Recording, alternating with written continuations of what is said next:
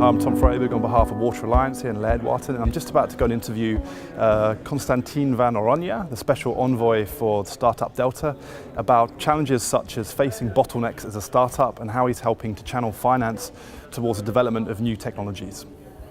On the stage, you just gave a really interesting presentation, and you said one of your recent tasks is to identify bottlenecks among startups from the conception of a technology through to the commercialization. What are your sort of key findings on identifying those bottlenecks so far?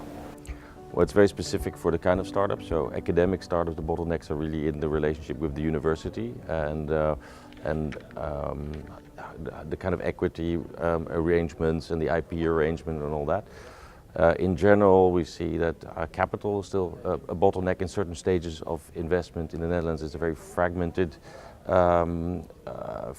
financing or kind of funding model where you have, from every stage of funding, you have a different set of actors. So, and they don't always connect. So the difficulties is going from one funding round to the next.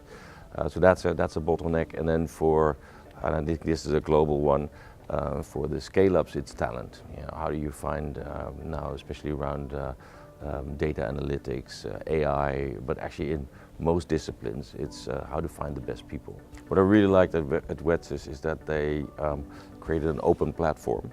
And so it's not one university or one actor that's driving it. It actually is a platform for everybody that has a certain drive for excellence or seeking to build a company within this space.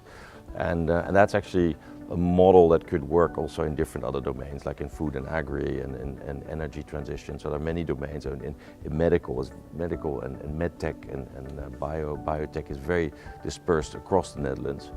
There also you would benefit from a kind of an open platform where more of that research and innovation comes together. Perfect. And we heard from Wetsus on the stage the challenges of attracting the finance when the government's allocated 200 million euros, half of which is going to universities. What do you sort of think needs to happen to help direct finance to environmental technologies, including water?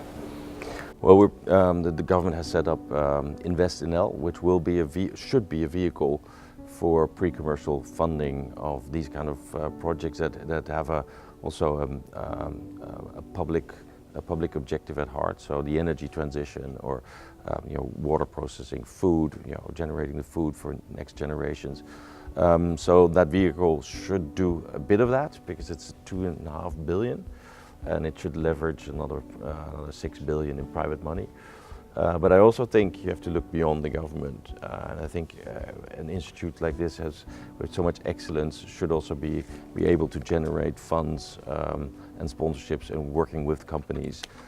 So third funding streams, and I think it also says something about your ambition, where you want to be in the world, and if you want to be global. There's a lot of money outside the Netherlands that would love to invest in a place like this because they're doing so much good work. And finally, one final question.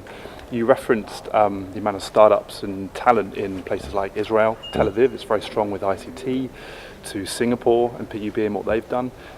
What do you think the potential is for knowledge sharing between countries where you have the hub of the Netherlands through to Singapore and Israel?